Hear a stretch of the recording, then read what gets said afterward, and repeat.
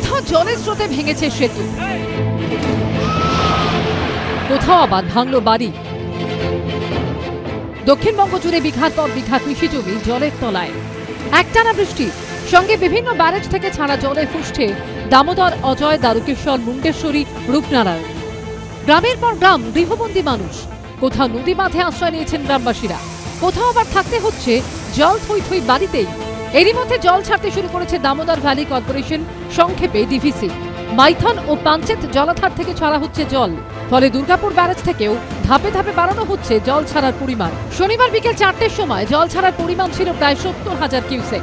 এই পরিস্থিতিতে বাঁকুড়া, পূর্ব বর্ধমান, হুগলি ও হাওড়ার একাংশে দামোদর তীরবর্তী এলাকায় প্লাবনের আশঙ্কা দেখা দিয়েছে, জানিয়ে উদ্বিগ্ন নবান্ন।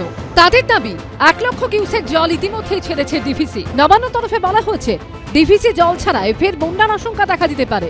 সেচের জন্য গ্রীষ্মে প্রয়োজনীয় জল চাইলে পাওয়া যায় না, কিন্তু ঝাড়খণ্ডে বর্ষা হলেই জল ছেড়ে পশ্চিমবঙ্গকে ভাসিয়ে দেওয়া হয়।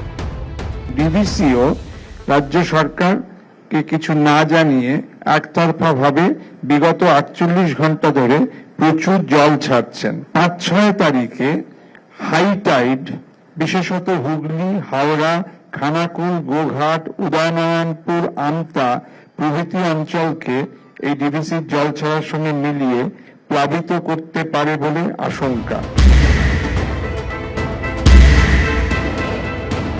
তৃণমূল কংগ্রেস নৈরাজ্য তৈরি করেছে, প্রকৃতির বিরুদ্ধে যুদ্ধ ঘোষণা করেছে, বালি তুলে আবার ধ্বংসের দিকে নিয়ে আসছে। বিভিন্ন জায়গায় বেআইনিভাবে বাঁধ তৈরি করার কারণ মাটির বাঁধ অলরেডি ভেসে গেছে, প্রমাণ হয়ে গেল। এখন নিজেদের ব্যর্থতা ঢাকবার জন্য ডিবিসির দিকে আঙুল তুলছে। আরে ডিবিসিকে তো জল ছাড়তে হবেই। কেন্দ্র বিরোধিতা করে পশ্চিমবঙ্গের একমাত্র তার উদ্দেশ্য হচ্ছে বিরোধিতা স্পেসটা দখল করে নাও। এটা কিন্তু আবার ম্যানমেড, এবং এটা ডিভিসি তারা জানে যে এই সময় যদি অতিরিক্ত জল বাংলার দিকে ছেড়ে দেয়, তাহলে বাংলার বিস্তীর্ণ এলাকায় জলমগ্ন হওয়ার, বন্যা পরিস্থিতি হওয়ার একটা সম্ভাবনা দেখা দেবে, আশঙ্কা হয়ে যাচ্ছে।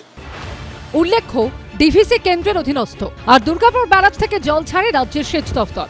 ঝাড়খণ্ডে বৃষ্টির জেরে মাইথন ও পাঞ্চেত জলাধার থেকে জল ছাড়ে ডিভিসি। সেই জল এসে জমা হয় দুর্গাপুর ব্যারাজে।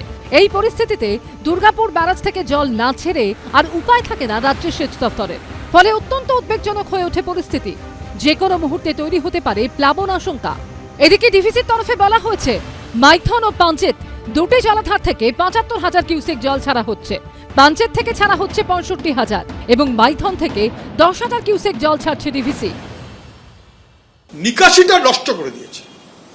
জল যে যাবে যে রাস্তায় নিকাশে, সেই রাস্তার উপরে আপনি কত দেখবেন, দক্ষিণ চব্বিশ সূর্যপুর যান, খালের উপরে কনস্ট্রাকশন, দপ্তরকে অনেকবার বলা হয়েছে। ফলে কার্যত নিকাশের ব্যবস্থাকে ভেঙে সেইখানে কনস্ট্রাকশন করার মধ্য দিয়ে জল বেরিয়ে যাওয়ার ন্যাচারাল রাস্তাগুলোকে এরা নষ্ট করে দিয়েছে। দিন যায়, মাস যায়, বছর যায়, বন্যা পরিস্থিতি নিয়ে রাজ্য এবং ডিভিসির চাপানোতরের চিত্রটা বদলায় না।